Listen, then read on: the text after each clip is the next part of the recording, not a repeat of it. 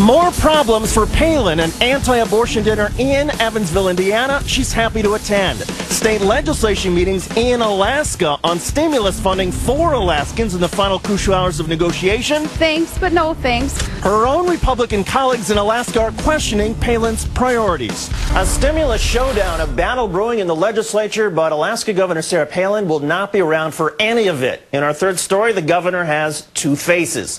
More drama in Juneau as Palin is expected to make her way to Evansville, Indiana this week to speak at the Vanderburgh County Right to Life dinner. But in order to do so, Palin will miss a debate in Alaska over the federal stimulus money.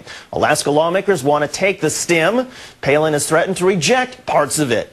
One Alaska Republican noted, there are some concerns in the Capitol about the focus of our chief executive because she's taken a speaking engagement in Indiana for a 36-hour period with only 72 hours left in the legislative session. Palin answered her critics at a media availability at her office in Juneau. I'll be gone for one day. I already have been on record with lawmakers on this. I told lawmakers, you know what, please don't make me feel that I have to ask you permission, lawmakers, to leave the capital city. Perhaps that answer would suffice if she hadn't already canceled her appearance at the GOP Senate House dinner earlier this year, citing state business. In any case, Alaska Republicans are going a step further and have remarked to the Juneau Empire newspaper that even when Palin is around, she's not very involved, even when it comes to supporting her own bills. Palin fired back, explaining it's tough to judge lawmakers' quote, happiness quotient.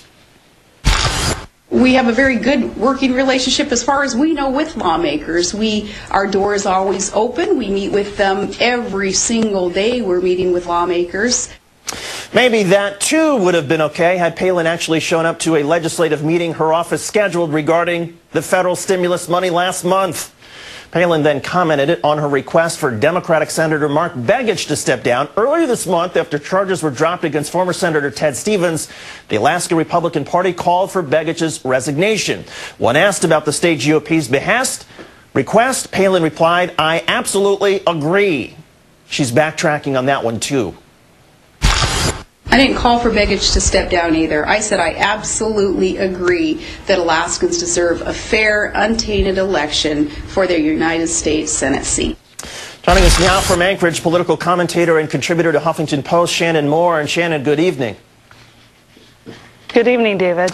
So Governor Palin doesn't want Mark Begich to resign, but feels a fair election is in order. Which is it? And what about the last election wasn't fair? That's interesting, you know, which is it? It's about every other day something changes. And as far as the last election, you know, it was unfortunate, I guess, in some respects, that the DOJ really abused their power with that. And I think that, you know, the Obama administration has done the right thing in throwing out the conviction of Ted Stevens. But it doesn't mean that the things that Ted Stevens said that, you know, Ted Stevens basically admitted on tape that he did take the money. So that's been a problem. But the fact that it's been thrown out now, it did affect the election. But Sarah Palin did say that we needed a new election here in Alaska, a fair one. And she released that on her Sarah PAC letterhead, basically. And it is a state matter because it cost, you know, over $1 million for us to have an election here in the state. So, you know, it just depends on the day.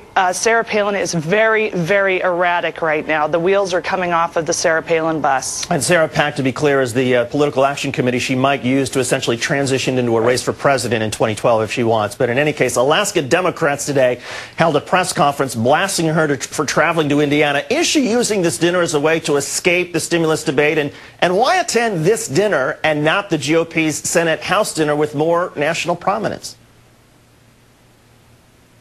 Well, I'm not really sure why Sarah Palin does what Sarah Palin does. I would just say that, you know, her political ambition combined with her intelligence is much like putting a jet engine on a golf cart. You don't know where it's going to end up. There's a lot of horsepower, but not a lot of steering capabilities. So, you know, she did say that she could not possibly go to this GOP dinner because she needed to pay attention to state business. Well, that is in June. I believe it's June 8th. And the Senate, the House, the entire legislature is in recess at that point. Yet she's choosing to go and speak basically in a pandering move to her base, an anti-choice group.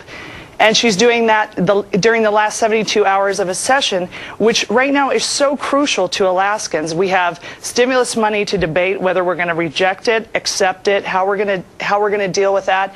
And there's so many issues important to Alaskans that are being neglected for her political pandering for what I'm guessing is her 2012 run. Finally, switching gears, the governor's sister-in-law, Diana Palin, was indicted today by a grand jury for burglary, theft, and trespass charges. What impact is this having on the governor's office, if any?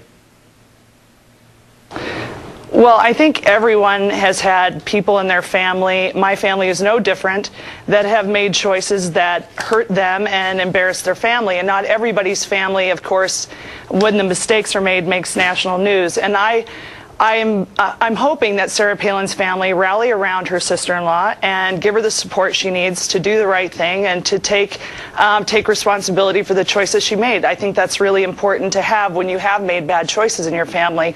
But unfortunately, what I think this whole story is doing is that it's a distraction. It's a terrible distraction from state business and hurting Alaskans.